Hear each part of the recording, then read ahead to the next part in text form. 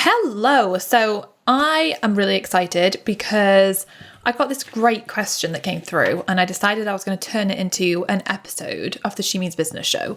So this question is from the lovely Shani, and Shani said, I would love a little sneak peek behind the various streams of income for FEA and how you planned and put them into place. Bloody brilliant question, Shani. So I wanted to answer this on the podcast because I think that maybe other people would love to see behind the scenes.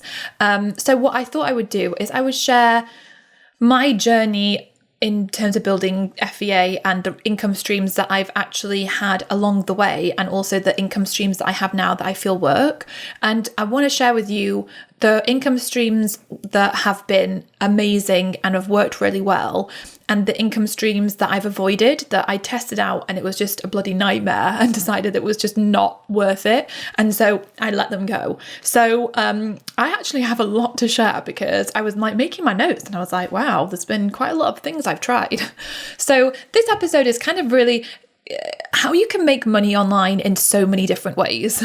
There are 12 ways I have made money throughout building FEA, and right now I'm really only focusing on 5 of those things. So I'm really excited to take you behind the scenes and share this with you because it can be overwhelming and confusing as to like, where do you begin? What do I start with? What revenue streams are the best? So I'm going to dissect all that with you. So I really hope that you enjoy this episode. So before we dive into today's episode, let me share with you, we have an amazing quiz which will help you to see your entrepreneurial future, identify what kind of entrepreneur you are, and give you an amazing game plan based on where you are at right now in your business. Just go to femaleentrepreneurassociation.com/quiz and you can check it all out. Anyway, let's dive into my FEA revenue streams. So when I started FEA, my goal was to build the largest online support platform to inspire and empower women from around the world to build successful businesses. That was my mission. And if I'm being honest, I didn't know how I was going to make money. I just had this passion, this idea, this dream, this desire to want to help other people, to inspire other people. And that was about as far as I'd got. I knew that if I could build a large audience of people who loved what my message was about and loved what it was all about, I knew I'd be able to find a way to make money. I wanted to build FEA because I'd been running a successful online business since 2005, which was phone unlocking, very random. But I'd learned so much about the internet and learned so much about the possibilities. But I was also really lonely and I wanted to connect with other women who were on this entrepreneurial journey, and everything at the time back in 2011 was so bloody boring. It was boring. It was so masculine. And I was like, I just want to connect with people on a real level and have fun and drink wine and talk about business. So I got going with it. And initially all I was focusing on was building up my audience. So putting my message out there, figuring out what that even was. I started to look at social media, created a fan page. I was networking like crazy. The first bit of money I ever made for FEA was when I hosted my first ever event. So I started FEA in the February 2011. And by, I think it was July time, I did like a little pre-launch in-person event. I held it locally. I think we had about 60 women that attended, and I had about 5 or so people who bought stands. I think I sold the stands for about £50, and I think the tickets were, I don't know, maybe £20 a ticket. And that included a drink at the bar, and we had nibbles as well, I think. So wasn't really a big money maker. It was an amazing experiment to see, like, to bring people together physically and to, make a little bit of money. I'd been working really hard in those few months to network like crazy locally and to try and get myself out there and to start building networks and a connection with people. So that first pre-launch event was like an amazing culmination of hard work over those, of trying to do something, build momentum. And I wasn't really sure what I was doing. I was just trying to do something and see like where the journey, like where it led me. So I quickly realized that hosting that event was hard work. The rewards in terms of financial rewards weren't very great. I felt like with events, there was a lot of work that went into it, but you're kind of capped with how many people you can get there. And it was a lot of hard work. There wasn't really that much money into it. So I was like, probably won't be doing this anytime soon. So that was my first little revenue maker. Didn't make me much money at all, probably a few £100, and probably not very much like net profit after I'd spent everything. But it was an amazing experience. But yeah, I've realised I didn't want to make money by hosting in-person events. It wasn't for me. I found it overwhelming. I'm a bit of an introvert, so I found it exhausting to be there and to be the host. I'm not like the life and soul of a party. So quickly realised that wasn't really going to be a main focus for me. So yeah, that was my first thing. The next way I made money was actually through advertisers. So in 2012, I launched a digital magazine called This Girl Means Business, and I thought that it would be amazing to get people to advertise in the magazine. I remember hiring a company who said that they could sell advertising space. Oh my goodness, it was like pushing water up a hill. So we were about to go live with the first issue, and the people who I'd hired hadn't been able to sell a single advertising slot. Then I think the people someone we did have through was just not even the right fit to be in the magazine. And it was just such hard work to get people to pay to advertise in a magazine or to be a sponsor on my website. And then the people that ended up wanting to sponsor half the time were like not even the right fit. And I've been like, I feel really uncomfortable putting you out there to my audience that I've worked so hard to build, and I love these people, and I'm putting you in front of them, and you've got nothing to do with building a business as a woman. So like, why the hell am I even putting you out there? So it's just kind of like a big disconnect, and I found it just challenging, overwhelming, and I was like, this could generate revenue, but this isn't helping drive my mission forwards. Like it's not a revenue stream where it's helping me to add more and more and more value to my audience per se. So in the end, I just thought, I'm stressing myself out trying to sell advertising, and it's taking my focus away from actually creating a blooming amazing magazine and getting it out there and putting my focus into that. So in the end, I decided to scrap the advertising route and scrap the sponsorship route. It just felt really overwhelming, really time intensive for the return that I got. So yes, my second revenue stream quickly died a death. It was, to be fair, I never really got off the ground. I don't even know. I mean, I probably made probably 1,000, maybe 2,000 at the max, most from advertising and sponsorship. I know some people can make it work, but it's just a lot. It's just, yeah, I can't be bothered with it. No, thank you. So I parked my advertising and sponsorship route. No, I didn't go there. The next way I started to make money was I started to sell a little guided visualization that I had. And it was literally like not even 20 minutes, but like maybe a 15-20 minute audio guided visualization. I found this really cool little website. I can't even remember for the life of me what it was called, but it was just like where you could sell like digital products, and like it was like digital, like people could download it. Now there's so many of those platforms available, but I sold my little I put my guided visualization out there, and I literally just I made a video where I was talking about guided visualizations, the power of guided visualizations, and I said, if you want to buy my Program Your Mind for Success guided visualization, you can buy it here. And I think it was for sale for like maybe $17 or something.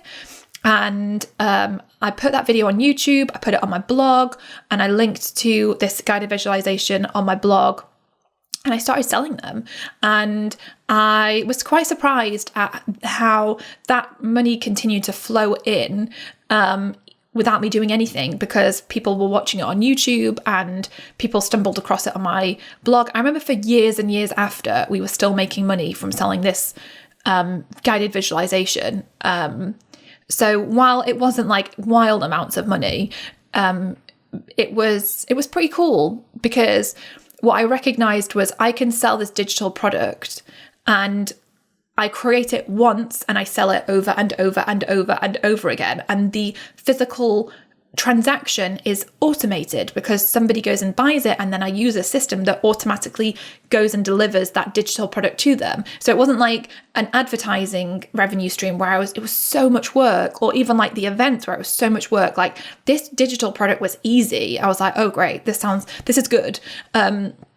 So that kind of ticked away in the background, and definitely, I don't know exactly now how much money it made, but it's probably, if I think about it, it probably made like definitely a few $1,000s, selling that, which I think for me, it was just more the realization of like, this is an easier way to make money. This is light. It's easy. It feels good. So that was a really big lesson. So after my little tinker with my digital download of my guided visualization, but 2 years into building the FEA, I really hadn't made really a substantial amount of money at all. Like I'd made like a few $100s probably, like nothing to write home about. And I was running out of money. My first business, I wasn't doing that anymore. I was all in on FEA, and I in my quest to like overcome my money blocks, I've made a video years ago on how I overcame my money blocks, which I'll link for you in the show notes, because I explain like how I ended up figuring all this out. But the next idea that I moved on to for generating revenue was doing joint venture webinars. So basically this is where, instead of me figuring out what the bloody hell to create, because the idea of me creating a course or something felt so overwhelming, I just physically couldn't do it. I just wasn't there.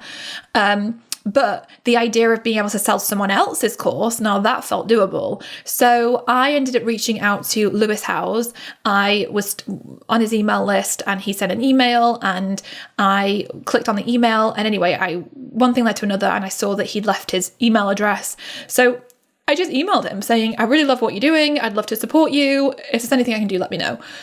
And he replied and he said, yeah, great. And so I ended up speaking to his business partner, and within like a week or something, I was doing a joint venture webinar with Amy Porterfield. So joint venture in the sense of it was a 50-50 split. So she had a program at the time called FB Influence, which was all about Facebook marketing, like building your business using Facebook.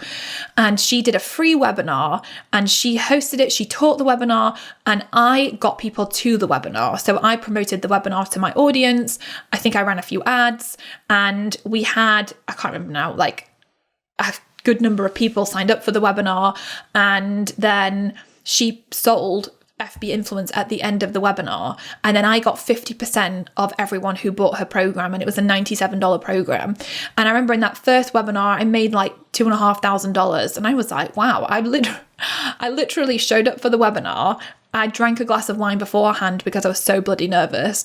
I was just the host. I was just being like, hey, welcome. I'd never done anything like it before, so I was bloody terrified. And then Amy Porterfield did the teaching, so I just stayed silent, and then got off and found out how many sales we made, and I was like, wow, I just made $2,500 from just sat there. So I was like, this is really good. I like this. So then I think I did another one with Amy, and we did similar. Then I did a joint venture webinar with Lewis Howes, and he at the time had a LinkedIn program, and that made a few $1,000s. And then I did one with James Wedmore on YouTube, and that made a few $1,000s. And then I remember doing a joint venture webinar with Melanie and Devin Duncan. And Melanie at the time it was with Melanie, and Melanie had a Pinterest course, so like learning how to use Pinterest to grow your business. So I was finding people who had a lot of credibility in the industry and who had amazing programs that were relevant to my audience. And I remember doing this joint venture webinar with Melanie, and it made like $20,000. And I was like, oh my gosh, like this is great. I just sat there through an hour of a webinar and have picked up like $10,000 myself, just for sat there through an hour. I was like, this is so good. One of the biggest things for me when I was doing these joint venture webinars with Amy, in terms of with all these people actually, with my money blocks that I had, was realizing that by creating these revenue streams and creating, doing these things, my audience were absolutely loving the value. They were loving buying from me. Buying was more valuable than something I could give them for free, because when they bought something, they invested themselves into it, and it helped them to create bigger transformations, bigger growth. And I think when you're in a if you're, for example, running a business similar to what I do, where you're helping other people, you're teaching other people, it's easy to feel like you shouldn't be charging, or you have weird thoughts around charging, and you think everyone knows everything you know, and you just think, will people find this valuable? Will it find it helpful? And you don't know what to price it at. But what I've realized is that when I charge for things, I'm adding so much more value to my audience. It's a higher way of it to serve them. And then when I had that realization, it really helped me to really think, right, what can I start creating that could really truly serve my audience on another level and add massive amounts of value? So that was a really big light bulb moment for me. So alongside like doing those joint venture webinars, I also started tinkering with affiliate promotions.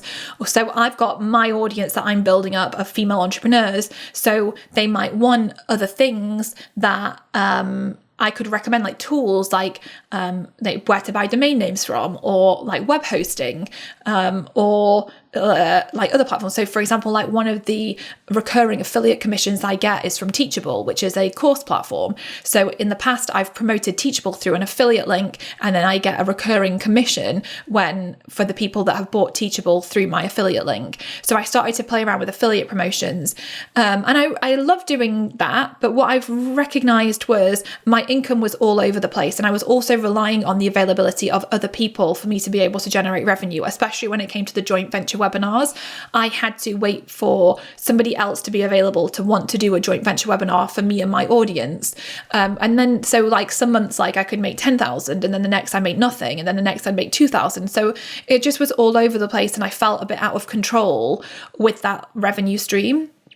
And I'd had this dream to create a membership site for a really long time. I just hadn't had the guts to do it.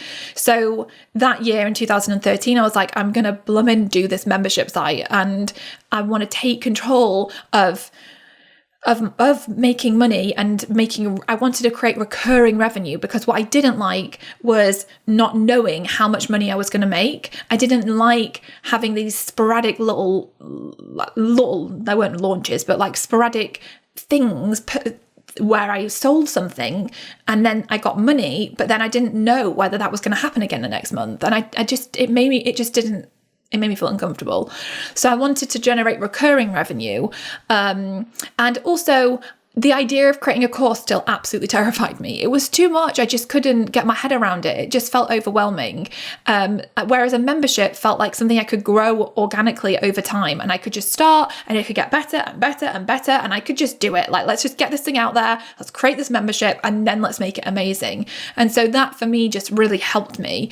So at the end of 2013, I launched my membership. And I had literally one piece of content created, got it out there, and then that really started to take off. Within the first few months, I had a few hundred members. Then within the first year, I had my first 1,000 members. And so basically within that first year, by the end of that first year, at that time, the membership was $25 a month. So then the business was generating $25,000 a month in recurring revenue, which was amazing. I'd gone from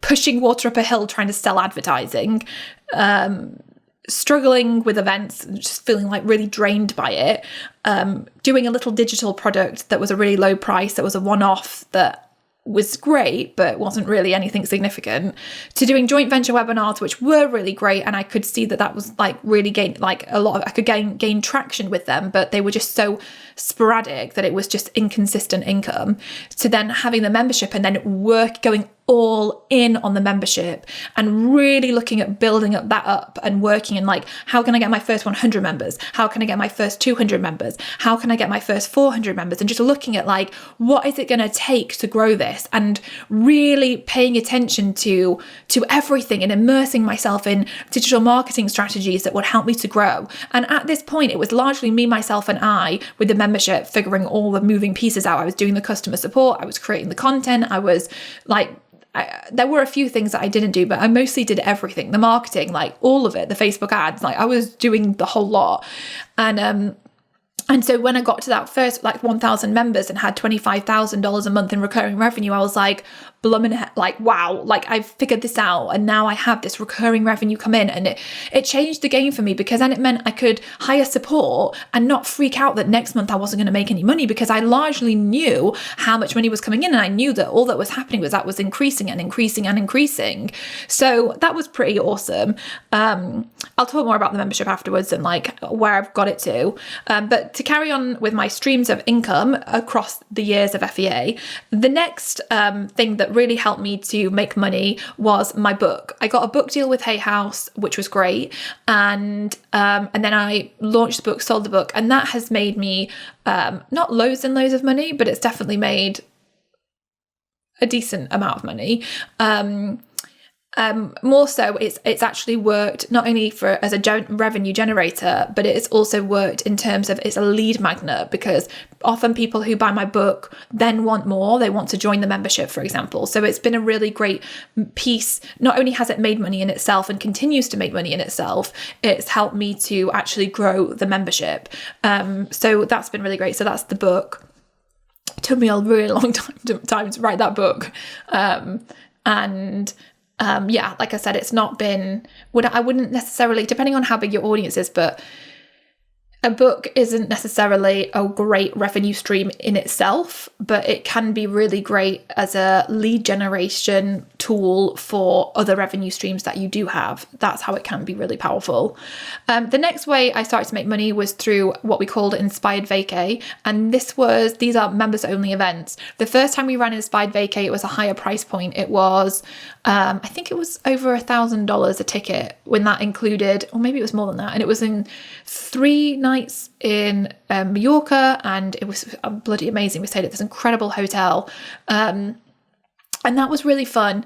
And that was good. We had, I think 20 people came, and it was good, but I really enjoyed it and I loved doing it, but it was like not very much money for the amount of effort that went into it. So I recognized this is a really nice thing to have as a perk for members, and like you had to be a member to come and join Inspired Vacay to be part of it. So it was like a really nice way for members to get together. We ran that again in 2019.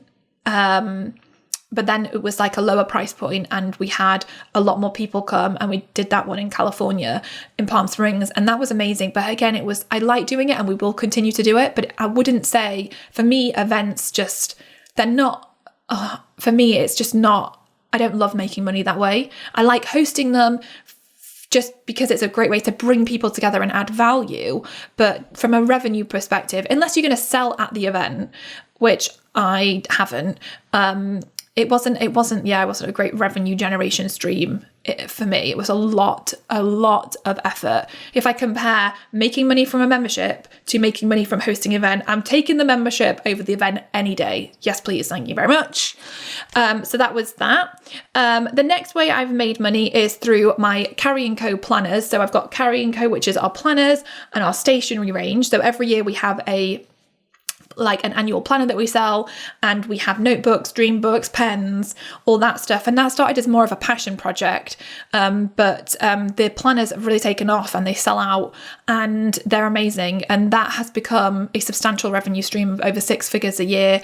And that continues to grow and grow. And I love doing that. I love the experience that people have with a physical product. Now, I created the physical product once I already had an established audience and I knew I could make it work. I also had the physical products when I had the revenue stream, the cash in the bank to be able to do it from the business, because I wanted to create a physical products, but even before I started FEA, I had this dream to create something. I wanted to create these inspiration boxes, but doing that would have cost me so much money in manufacturing, and if I was doing that without an audience, it would have been such a big risk, because then it would be like, well, can I even blooming sell this stuff? Like, who am I going to sell it to? So it just felt like it wasn't an easy way for me to make money and to have the biggest impact.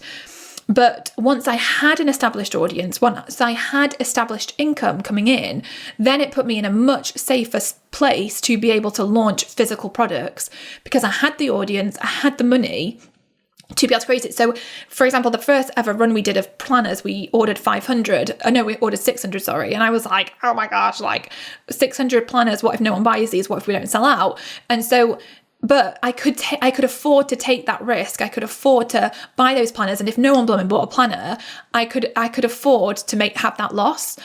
I knew the likelihood was we would be able to sell them, and we did sell them. We sold all of them. So it worked out, but I was in a much better position to be able to make that decision and commit to that business.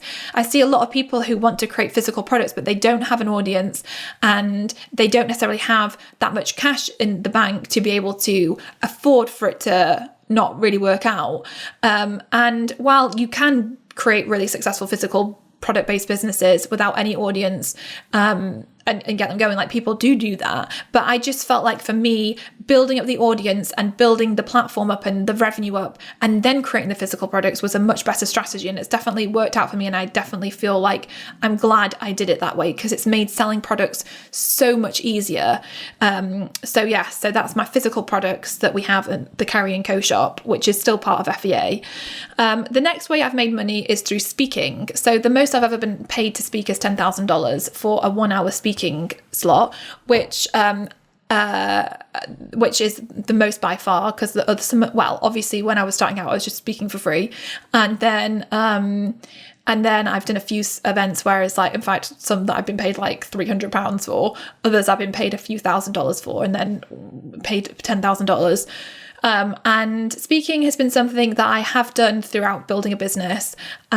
It terrifies me, but I feel like it's been an amazing way to get my story out there, get myself out there, create credibility and create visibility. Not masses, but like it's definitely been something worthwhile doing. Like my TEDx talk that I did, which blooming terrified me, has been like seen by over 7.5 million people or something crazy on YouTube. And that creates so much exposure for me. People message me all the time on Instagram being like, I've just watched your TEDx video and I absolutely love it. And then that leads to them becoming a member or buying my book or something. So that has been really powerful. Speaking overall, like I would not want to go into it as a main revenue stream because one, it's so exhausting for me personally. I just find it so exhausting. Like I get scared when I speak.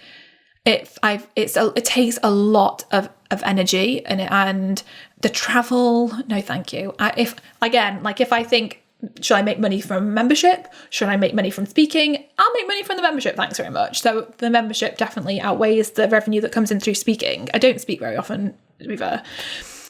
So the next way I've made money is through courses. So I've got a course that I created on how I've built my membership site. And when I launched it at $197. And we had enrollment open for that for about 5 days, I think.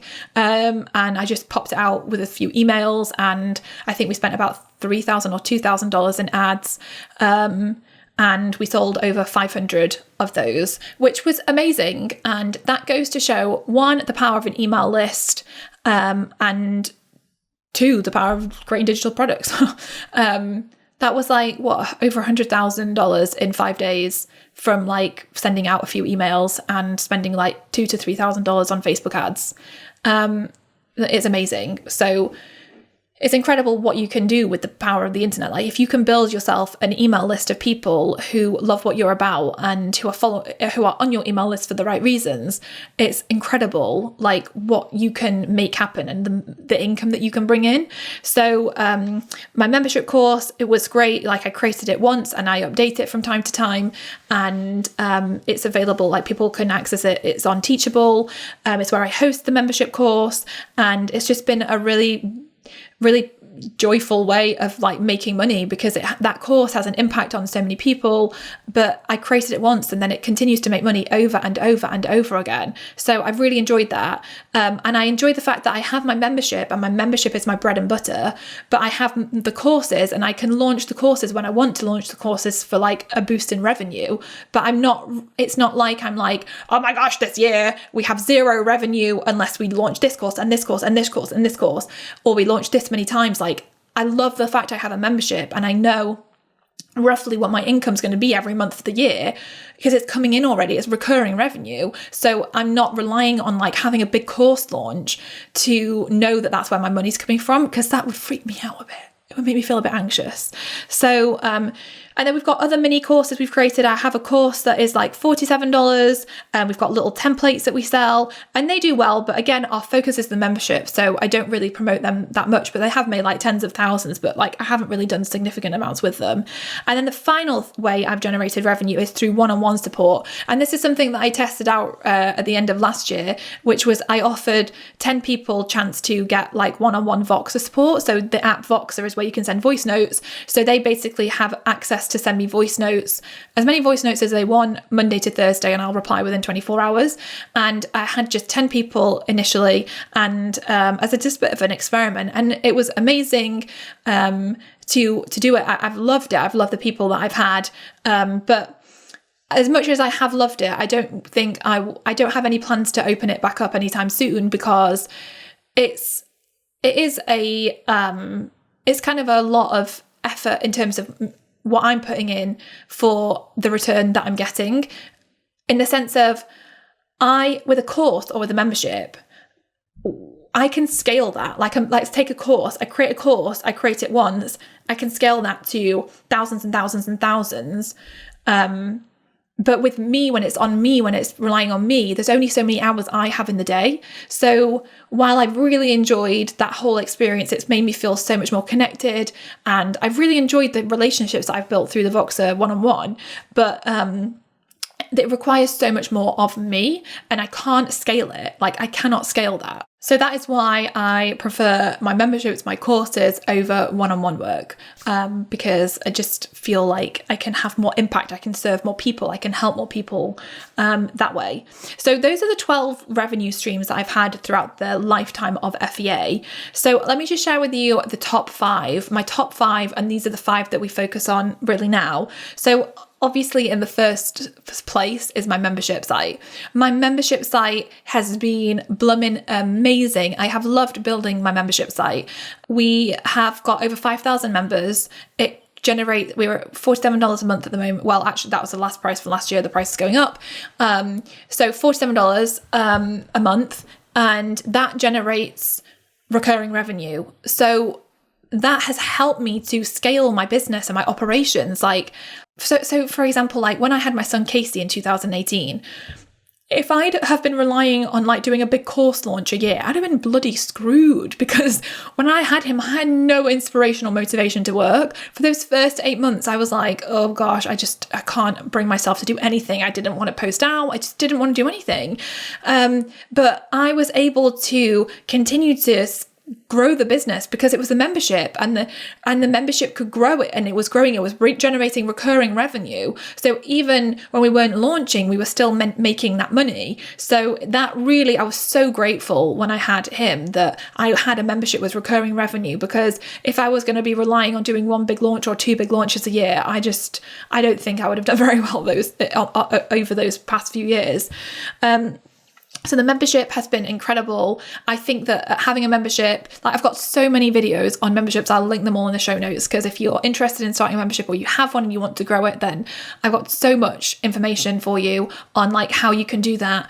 And I've got a free workshop as well, so coming up. So I'll put some info in the show notes for you if you want to check that side of things out. But yes, the membership, for the recurring revenue, the stability that it's created, has just been phenomenal. The best way, hands down, to make money online, in my personal opinion. The next thing that's been amazing and that we focus on now is affiliate promotions. So the past couple of years, I've done an affiliate promotion with Stu McLaren and promoted his course called Tribe. And that's been an amazing way to generate some extra revenue. Last year, we promoted that. I sent a few emails out. I created a free pop-up Facebook group. We ran a few ads, but not very much.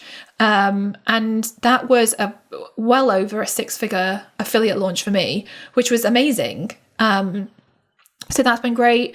So doing affiliate promotions, because it's amazing because we do the promotion, but then we don't have to fulfill on the product. Like that's on the affiliate partner that we're working with. They then fulfill on the promise of the program because we're selling their program. So it's been affiliate promotions are, I found to be when you've got a really good match and you know that course is amazing. If you've taken that course and you think it's changed your life, or you've worked with the person who's created the course and you just know that it's going to help your audience so much, I think affiliate promotions can be really powerful when done right. So the next revenue stream that we have at the moment is our planners and our products, so Carrie Co, the shop. And again, this is another big revenue stream for us. It's well over a 6-figure revenue stream, and it's been a really fun way to make money. But that being said, it's good to be able to create it now with where we're at. And actually my brother James, he basically runs Carrie Co, the physical store for me. There's so much that goes into a physical product based business, and if that was on me to figure out on top of everything else, I would not be doing it. So I have help and support to build that product based business up, and that has enabled me to actually turn my ideas and dreams into a reality because I've got that support there. So it's great, but it is a lot of effort and energy for the return. Like, again, if I was weighing up membership or physical product, I'd take membership. When you have something, especially when it's digital, you don't have the overhead costs that you have with a physical product, manufacturing, packaging, shipping. Like, those things are so expensive. And it's just so much to figure out. Nevertheless, I love doing it. I think it builds great brand credibility, awareness. People absolutely love the product, so it's good from that perspective, and I love it. Fourth thing is courses and digital templates. So like we've got a digital template pack where it's got like workbook templates, graphics templates, social media templates, webinar slide templates, like all that kind of things that you can go and edit on Canva. So we have those, and the courses they're a really good revenue stream for us, and it doesn't require like tons and tons of work. Once I create the course or we create the program, then it's just a case of like, how are we going to promote this and sell it? And that might be sending a couple of emails a month to promote a course. So recently we just promoted a little mini course that we had, and we sent a few emails, and we tried running ads, but we had some problems with our custom conversion. So we scrapped the ads and we just did it via email, and that was great. It was a great way to make money. So yeah, our courses and templates are really powerful, but they're not a main focus. So we're not really focusing on how we're generating revenue from our courses and templates at all. But we have them there, and they are a great injection of cash for the business. And then the final thing, which is the fifth thing, which I am currently still doing, but I'm just not reopening it up, is my one-on-one Voxer support. So that's me personally doing that, and I enjoy it and it's great, but I'm not going to open that back up again, just because I want to focus on scaling the membership and possibly looking at bringing in other tiers to the membership, and a program that I've got called Create and Sell, which I'm going to look at doing. But so those are the 5 main ways I generate revenue right now. Getting each one of them set up. Like the affiliate thing, if you have an existing audience, an affiliate promotion might be a really easy way for you to start making money, because you don't have to then physically create a course or build a membership or anything like that. Like the person that you're working with has created that. If you have an existing audience, even if like a few hundred people or like 500 to 1,000 people, then a membership might be a good route to go down, or creating a digital course could be a good route to go down too. I like memberships because of the recurring revenue, but courses are also great because you create them once, they're done once, then you can keep selling them over and over and over again. Whereas with a membership, you're constantly creating for it. So it's a bigger commitment, but it doesn't have to be overwhelming, I might add. So yes, courses and templates. And then the physical products, I love them, but they're a lot more work, they're a lot more effort, and they would take a lot more time. And they're also there's a lot more overhead cost associated with creating a physical product. So the biggest thing is, though, that I've experienced is there are so many amazing ways to make money online. And what I realized is that when you have an audience of people that love what your message is, what it's about, what you're here for, you can make, there's literally no end to how much money you can make. like I have made millions and millions and millions from my ideas, which honestly blows me away. And because I remember when I was in 2011, I even remember when I was a couple of years into building FEA, like I said, and I wasn't making money. I'd run out of money. And I remember being so terrified at the idea of like making money with FEA, because with my phone unlocking business, it was different because I was selling phone unlock codes. Like that wasn't from me personally. But I think now you might not have a business that's personally about what you have to share. But I think a lot of us do have businesses where we're sharing stuff from our heart. We're sharing transformations, or we're trying to help other people or inspire other people, or put our own services and expertise and knowledge out there, and that creates a level of vulnerability, and it's scary. It's scary to charge for that, and I think I had a lot of issues around actually charging for that kind of thing, and so I ran out of money. So I know what it's like to be struggling and to have run out of money, but I also know once you make some shifts and some tweaks in your mindset, and you make tweaks in looking strategically about like, how am I going to build an audience, and then what am I going to offer this audience that they're going to find impactful and that's going to add lots of value to them. And I think once you do that and you focus on that, there are no limits to what you can make happen. You can create so much success. And what I would say is, like, I always have this philosophy that if you focus on growth, you'll create growth. Focus on growing, focus on figuring out how to create growth. Like for me, it was looking at I knew that building an audience and getting in front of people who were going to love what I was about and showing up and figuring out what that offer was and how I was going to get that offer in front of those people. Like if I could figure that out, I knew I could make it work, and I knew I could create a lot of money or make a lot of money. So if you focus on that and you keep chipping away at your skill set, that's not the right way to say it, but if you keep expanding your skill set and working on learning new skills and developing and practicing, you will create so many amazing, potentially multiple revenue streams, but you'll be able to create really powerful revenue streams. And I think the other thing that I would say is that since 2013, when I launched the membership, to today, so like 7 years of building this membership site, it's largely been my entire focus has been, how do I grow the membership? I've not been focused on all these other things. I've just been, the last couple of years, we've introduced these other little bits, but it's mostly been like just focusing on the membership. And I see a lot of other people who have a membership and like 5 courses, and they do one-on-one stuff, and they do all this stuff, like so much stuff, but they don't have necessarily like a huge support team behind them, helping them. Like where I'm at now and the level that FEA is at now in terms of the membership and the revenue, like I have like a lot of help behind me to be able to do all these things.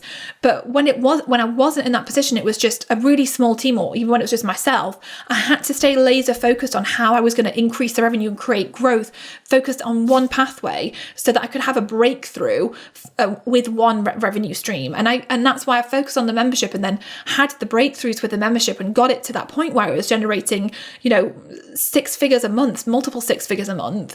And then I'm like, I have the capacity now to be able to look at other things. So what I would say is, don't be all over the place with how you're making money. It's easy to get shiny object syndrome and to hop from one thing to the next thing to the next thing. But I think what happens when you do that is you find that you don't ever really get traction with any one of those revenue streams where you can really break through into the millions and or even to the 6 figures. You want to find a way to break through into 6 figures, and then into 7 figures, and then into multiple 7 figures, and then upwards. And so it's like, you can't do that if you're hopping all over the place, offering a bloody million different products and services. Like it's just so confusing and overwhelming, and your focus is so dispersed. It's really hard to build momentum and to create that breakthrough. So that is what I would say. Choose your revenue streams wisely, but also know that if you are at the beginning of your journey, there is going to be an element of experimenting and testing and playing around before you maybe figure out, okay, this is what I actually want to focus on. But go with what feels good, what feels easy, what feels like you're building momentum. If something feels like it's bloody hard work, or you're trying to get blood out of a stone, just don't bother. there are easier ways to make money. So you have to really pay attention to yourself and how you feel and how it feels for you, and let that guide your decision making too. Like for me, advertising, what a bloody waste of time for me. Like, I just didn't like it. Somebody else might be able to build a really successful business selling advertising, but not me. That was not for me. So yeah, it's all experimenting, playing, and taking action, and then looking at like what's an easy way for you to build really great revenue streams. So anyway, this is a little bit of an insight into, well, not a little bit, a lot of an insight into the revenue streams for FEA and the ways I've made money over the years, and the things that I've like stopped doing and the things that I've focused on doing because they've been really amazing, incredible ways to make money. I hope it helps you to realize that you have the opportunities and the ability to make millions online. I have absolutely no doubt about it. It's just literally sitting down and doing the things that I've shared, and like, you know, building your audience and experimenting and just doing it, taking action and doing it. If you've got any questions for me and you want me to answer more stuff, then email us in or leave a comment, and I'll keep a lookout for them, or message me on Instagram at I am Carrie Green or at Female Entrepreneur Association, and message us if you've got a question, if you want me to answer a question in one of these episodes, or you've got more follow-up questions on my revenue streams. I'm happy to open up and to share this stuff with you, because I know how helpful it can be when you see behind the scenes of what other people are doing, and like even hearing like how it's so important to be laser focused. You know, that in itself is good to know, I think. You don't have to have like all the things, like all these, like you need a small offer, you need a small product, and then you need this, and then you need this, and then you need this, and you need this. No, you bloody don't. Just start with one thing. Just start with one thing and make that work, in my opinion. Anyway, I really hope you've enjoyed this episode. I hope you found it insightful, and definitely get involved, share your comments with us on it. And also don't forget that every week we have a giveaway. All you need to do is take a screenshot of you listening to this episode, share it on Instagram, on stories, or on the feed, tag us at Female Entrepreneur Association in it, and share, like, just encourage your audience to go and check out this episode if you think that they would resonate with it. I would love your help and support to get more people listening to the She Means Business show, so that we can impact more people. So yes, giveaways every week, so check out at Female Entrepreneur Association, our Instagram account, for more info, and I will see you next week for another episode of the She Means Business show. Have a wonderful week. Bye. I hope you loved this week's episode of the She Means Business show. If you want more help and support to build a wildly successful business, then join hundreds of thousands of women and become an FEA insider. You'll get access to some of our amazing freebies, to our bonuses, to our giveaways, to so much good stuff. Head over to femaleentrepreneurassociation.com/insider to get all of the goodness. And I will see you next week for another episode of the She Means Business show.